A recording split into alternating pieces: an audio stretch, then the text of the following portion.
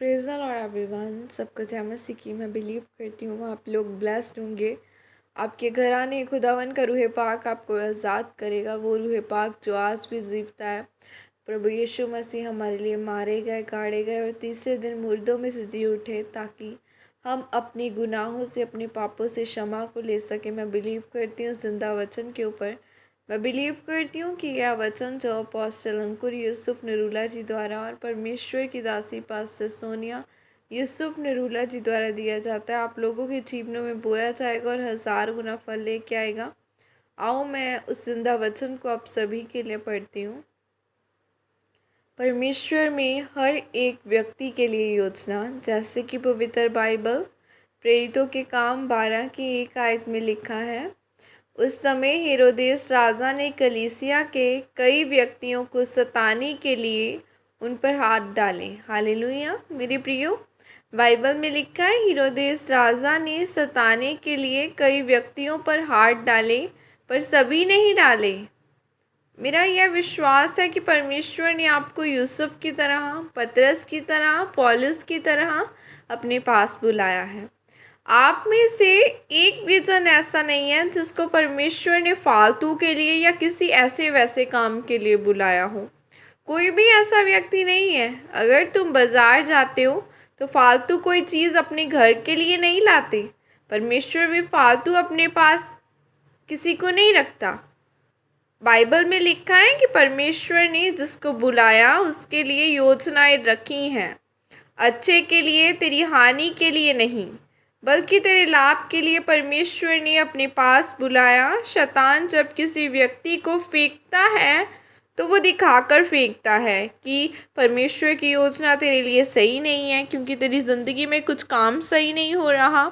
इस कारण तुझे इधर उधर जाकर देखना चाहिए और अपना दिमाग लगाना चाहिए, और बाद में वो लोग परमेश्वर की योजना से अलग होते हैं। क्योंकि पौलुस ने बाइबल में लिखा है कि धर्मी जन विश्वास से जीवित रहेगा।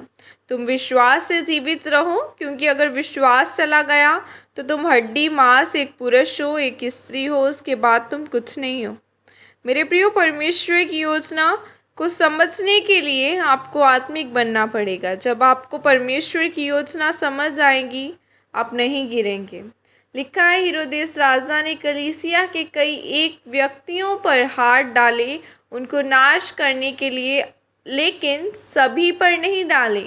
मेरे प्रियो, यूसुफ के जितने भी भाई थे वह एक दूसरे की गलती छुपाते थे। यूसुफ सभी की शिकायत अपने पिता के पास लेकर जाता था। उसके कोई भी भाई शिकायत लेकर अपने पिता के पास नहीं जाते थे। क्यों? क्योंकि वह एक दूसरे की गलती छुपाते थे और भाई भाई अपनी संगत में आनंद करते थे। लिखा है जब परमेश्वर ने यूसुफ को दर्शन दिया कि मैं तुझे ऊंचा करूंगा, तेरे सभी भाई माता पिता तुझे दंडवत करेंगे, जिसके कारण उसके भाई उसे इच्छा करने लगे और अकेला देखकर सूखे गड्ढे में मरने के लिए फेंक दिया। यूसुफ आत्मा और सच्चाई के साथ चलता था, जिसके कारण उसके ऊपर सताव आया, क्योंकि उसके ऊपर परमेश्वर का एक दर्शन था। मेरे प्रियो, अगर शैतान आपके ऊपर अटैक कर रहा है तो परमेश्वर का धन्यवाद करें, क्योंकि आपके ऊपर परमेश्वर का एक दर्शन है। चाहे आपको कैसी भी जगह से या मुश्किलों से निकलना पड़े, लेकिन अंत में कुर्सी पर आप ही होंगे। अगर शैतान आपके ऊपर अटैक कर रहा है तो वह फालतू में नहीं कर रहा, बल्कि उसको आपकी ज़िंदगी में परमेश्वर की योजना नज़र आ रही है। जब शैतान आपको सताए तो अटैक करे, तो वह आपका दुख मनाने का समय नहीं है, बल्कि खुश होने का समय है, क्योंकि आप धर्मी होने के कारण सताए जा रहे हैं, जिसके कारण आप आशीषित होंगे। आमीन। और यह प्रार्थना आपके द्वारा की जाए। सर्वशक्तिमान परमेश्वर, इस वचन के लिए पिता मैं आपका धन्यवाद करती हूँ, और मैं यह प्रार्थना करती हूँ कि मैं मुसीबत और सताव में भी मैं आप में बनी रहूँ और आपकी योजना को पूरी करूँ। प्रभु यीशु मसीह के सामर्थ्य नाम में मांगती हूँ। आमीन। हालेलुया। यूसुफ के ऊपर एक प्रोफेसी हुई थी कि वो एक दिन राजा बनाया जाएगा, लेकिन जब वो प्रोफेसी हुई वो एकदम से पूरी नहीं हो गई। टाइम लगा, पेशेंस लगी, यूसुफ ऐसे नहीं राजा बनाया गया, वो पवित्रताई में चलता रहा। चाहे वो गड्ढे में फेंका गया फिर भी वो पवित्रताई में चलता गया, चाहे वो गुलामी में रहा फिर भी उसने पवित्रताई में चला। कैसे? क्योंकि वो खुदावन से प्रेम करने वाला इंसान था। सो आपको खुदावन से प्रेम करने वाले व्यक्ति बनना है, एक ब्लेस्ड बेटी बनना है, खुदावन की ब्लेस्ड बेटे बनना है। आज जिन्होंने बपतिस्मा नहीं लिया, सोचो अगर कल प्रभु यीशु मसीह आ जाएं तो क्या आप स्वर्ग में होंगे? नहीं होंगे। बाइबल कहती है कि वही स्वर्ग में प्रवेश कर सकता है जो मेरे पिता के पास जाता है।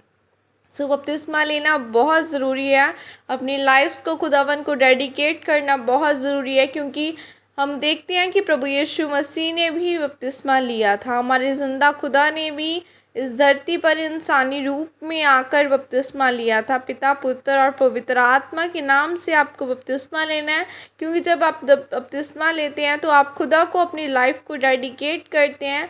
आप मरते हैं, फिर से आपके पुराने गुनाह माफ़ किए जाते हैं, फिर आप एक नई ज़िंदगी की शुरुआत करते हैं। और आज जिन्होंने बपतिस्मा ले भी लिया लेकिन फिर भी जो लोग पुराने रीति रिवाजों में फंसे हुए हैं, तो यह बात अच्छी नहीं है। बाइबल में लिखा है कि जो मसीह में है वो नई सृष्टि है, पुरानी बातें बीत गई, देखो सब नई हो गई।